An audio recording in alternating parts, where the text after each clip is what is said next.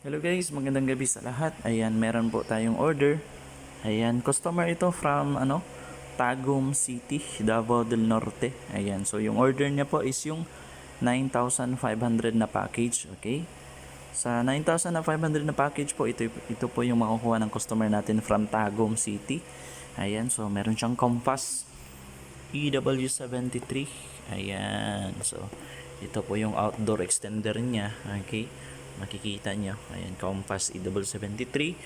And then dalawang tig 10 meters na Cat 6 LAN cable. Ayan, dalawa po yan tig 10 meters. And then yung 2x3 na tarpaulin. Ayan, so ito yun siya, kasama din yan sa package. And then syempre yung ating Vendo na naka curve box, and then naka anti hook na rin, and then naka lead frame, okay? Ayan, sige.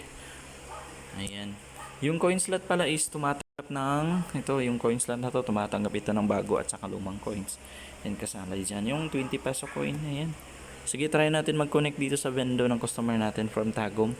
Ayan, so punta tayo sa isang phone. Yung gusto niya pala ipangalan dyan ay connect tayo dyan.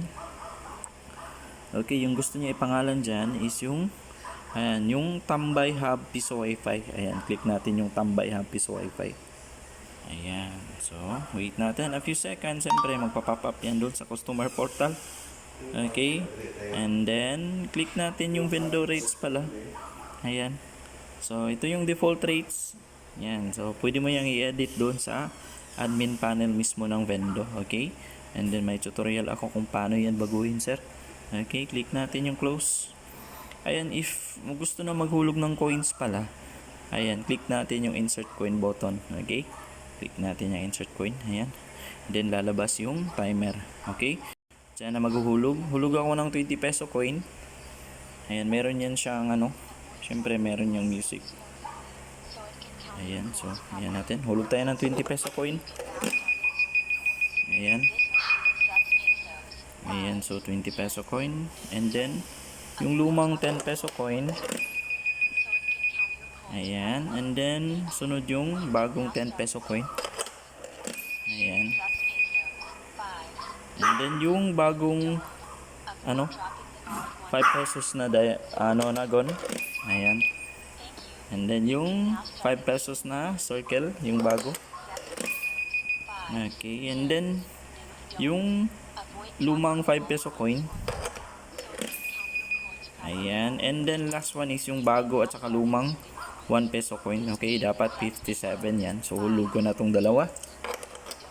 Ayan. Ayan, kapag wala nang ihulog na coins, click natin yung done. Ayan, may done button dyan. Click natin yung done. Ayan, so kapag may lalabas dyan, ayan, wait natin a few seconds. Ayan, so Tambay Piso Hub connected, meaning connected ka na yan sa Vendo. Ayan, pwede ka nang mag YouTube ba yan, Facebook. Ayan, sige, try natin mag-play ng video. Ayan, punta tayo sa YouTube.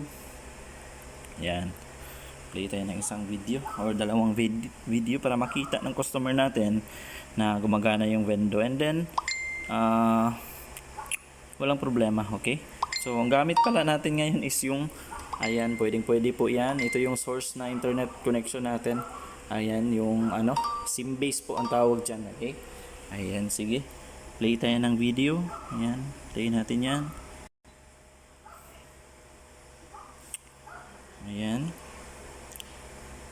wait lang natin. Okay, a few seconds. Mahina po yung internet connection. Okay, reminder lang po, kapag yung Vendo po is nagdidepende lang po yan sa internet connection. Okay, ayan. Okay, yan, makita nyo nag-play yung video, and then connected tayo sa Tambay Hub Piso Wi-Fi. Okay, play ulit tayo ng isa. Ayan, ito na lang. Okay,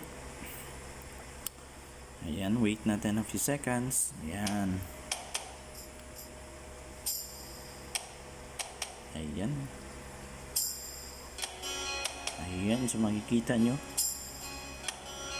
Okay, nag-play yung ulit yung video, and then connected tayo sa Tambay Hub Piso Wi-Fi, meaning gumagana po yung Vendo natin. Okay, ayan, so again po, Customer ito from Tagum City. Ayan.